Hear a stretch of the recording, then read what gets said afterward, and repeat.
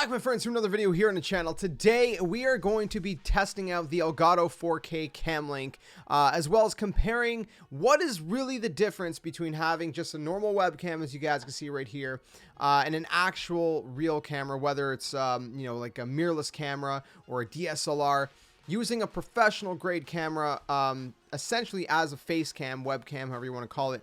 Is there a difference? Is there a point? We're going to go through all that. I'm going to be comparing this Logitech C920 to my brand new Sony A6400. We're going to have a bunch of comparisons. We're going to go back and forth full screen like this between the two. We're going to be trying to chroma key using both of them. All this is going to be done within OBS. Nothing's going to be post.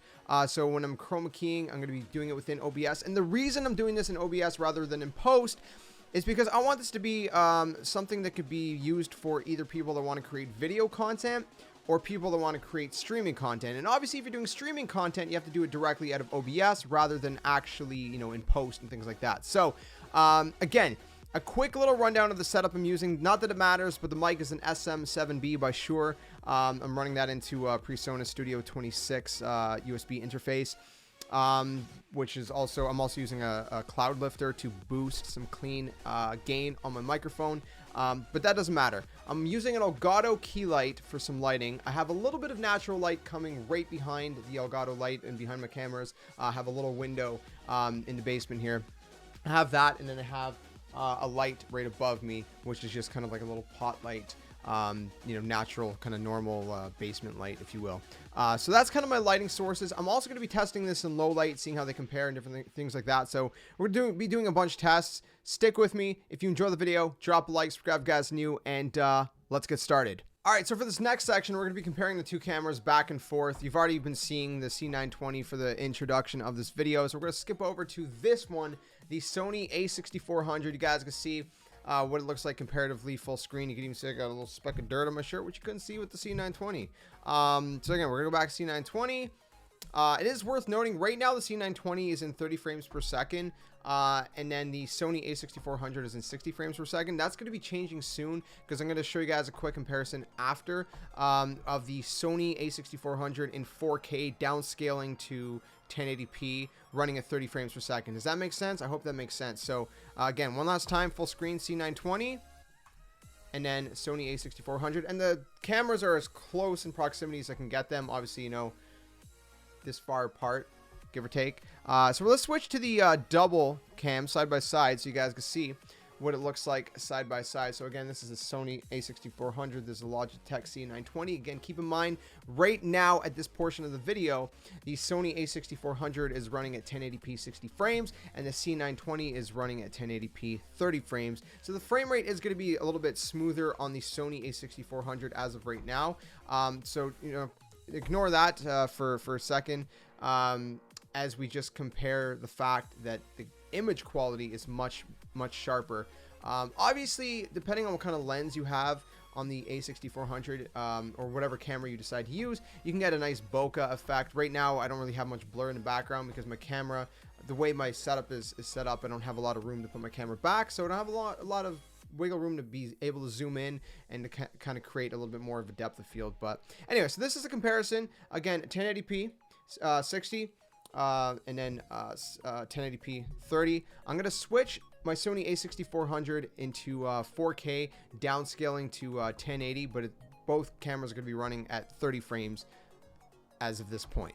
All right, so this portion of the video, this camera, the Sony A6400, is now running at 4K, downscaling to 1080p at 30 frames per second. So the frame rate are the exact same on both cameras right now. The only way to get 60 frames on the Sony A6400 is if you were to run it at 1080p, as I previously showed you guys. You can run 1080p 30 if 30 is your preference. You could also run it in 24 frames if you prefer that. I feel like for streams, things like that, you might not want to run it in 24. I feel like 24 is more something like if you're going to vlog, but obviously this is not a vlogging setting right now. So again, you can see the frame rate should be pretty much the same. It is both 30 frames, but you can see the comparison. And hopefully you can tell that the Sony A6400 is a little bit more sharper now. You can actually see like all the little kind of flint things on my hat. which I don't think you were able to notice before when I was running it at 1080p. So let's switch over to the full screen. So right now we are on the C920 full screen again, comparing it to the A6400 full screen. Again, this is 4K downscaling to 1080p. So even though you're downscaling to 1080p, it still creates a sharper image because there's more data in the image than there would be if you were running straight 1080 to 1080. So, you know, obviously 4K to 1080 is going to look sharper because there's more pixel density, I guess, if you will. Again, C920 versus the A6400. We're going to switch and we're going to test out chroma keying. I'm going to be using the Elgato green screen, using a lot of Elgato products. I love Elgato. I'm not sponsored by them. Maybe one day that'd be really cool. But as of this video right now, I'm not sponsored by them. I just love their products. Anyways, so let's go do that right now. All right, so this is the green screen portion of the video. Again, I'm using the Elgato green screen, lighting everything with the Elgato key light. I also have a little bit of natural light outside and a little like pot light above me for my basement lighting. Now I have the green screen settings on both cameras set very slightly different.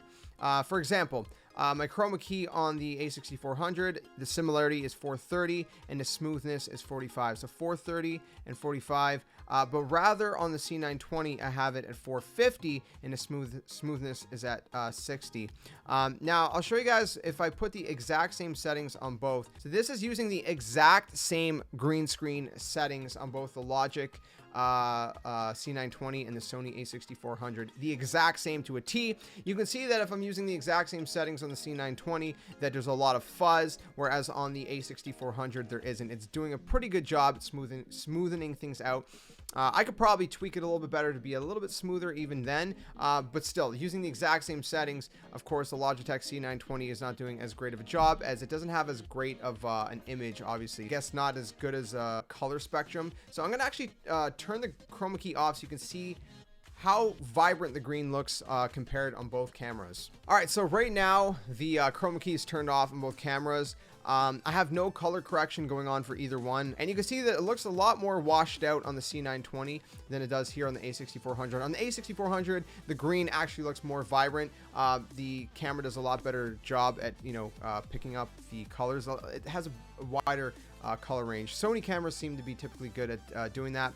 Obviously, it depends what kind of camera you're using. Maybe you're not using the A6400, but maybe you're using a different kind of mirrorless or DSLR camera. They're all going to be different, but they probably, most likely, should all be doing a better job than the C920. Now, keep in mind that the Logitech C920 is a pretty cheap camera. It's like $100. It's a $100 webcam. They have better webcams now, like the Brio 4K, and there's like, what, the C922 and stuff like that. So there are other Logitech cameras, but the C920 has been kind of the one I've been using for the longest time. That's why it's the only one I have on hand to compare it to, and it's also been a staple for the longest time. We're going to try a low light situation next. Yeah, let's do it. All right, so we're going to start this low light test using only the Elgato key light. So my blinds are shut on the window, no natural lights coming through, all my basement lights are off, and we are just using the Elgato key light, sitting at about 7% or so, which has been what my Elgato key light's been sitting at this whole time. So kind of, this is sort of like lower light situation, but you know, I still have a lighting source, of course, as well as my monitor, which is still a lighting source. And this is the comparison. Obviously, you know, the Sony A6400 is doing a lot better of a job. You know, the C920 is manageable, but the Sony is doing a much better job. Now we're going to actually turn off the Elgato key light right now, and you can see that the A6400 is doing a much better job. It is worth noting that right now I have my ISO on my A6400 set at automatic. I have the aperture set at manual.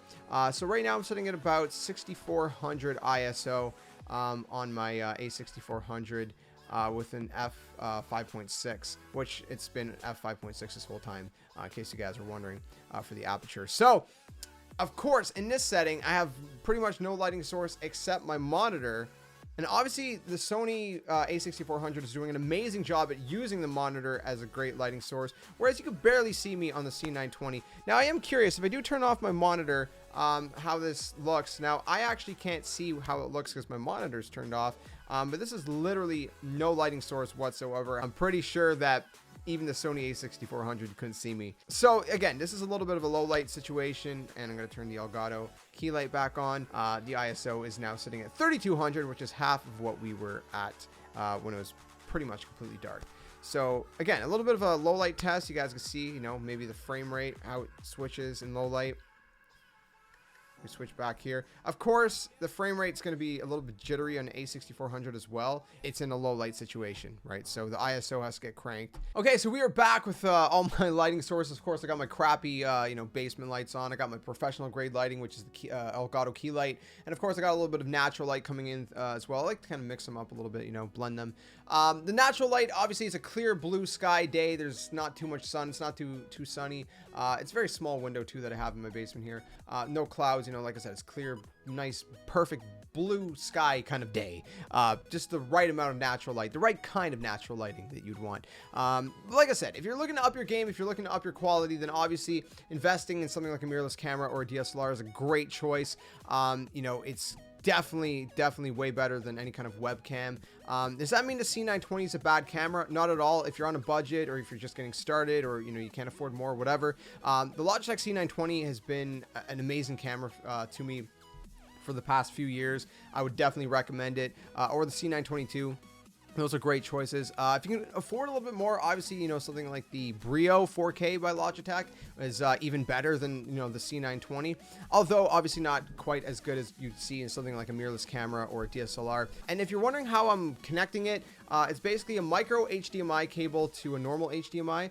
So the micro end is plugging into the Sony A6400. The other end is plugging into the Elgato 4K Cam Link, which is plugged into my computer via USB 3.0. And then, of course, I have a dummy battery in my my camera to keep it juiced and keep the power running to the camera as well. So if you guys do want to purchase any of the gear that I've been using in this video, whether it's the cameras, you know, the cables, the dummy battery, you know, the Elgato 4K Cam Link, whatever else, any gear I'm using, I'll have affiliate links for Amazon down in the description below. Like I said, they are affiliate links, meaning I will get a little bit of a kickback for you using them. It doesn't cost you anything more or anything. It's just that it basically uses like my code or whatever, you know, it's an affiliate link. So, and if you have any questions, let me know in the comment section below.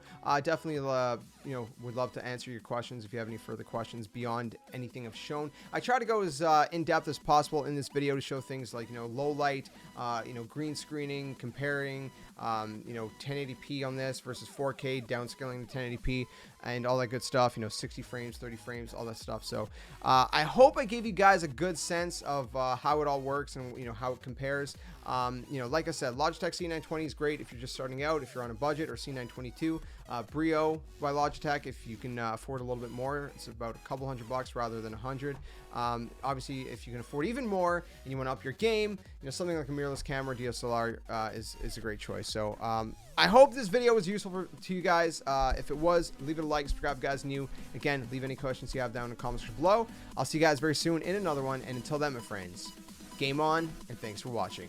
This whole video, I've had no idea which camera to look at. This is so weird.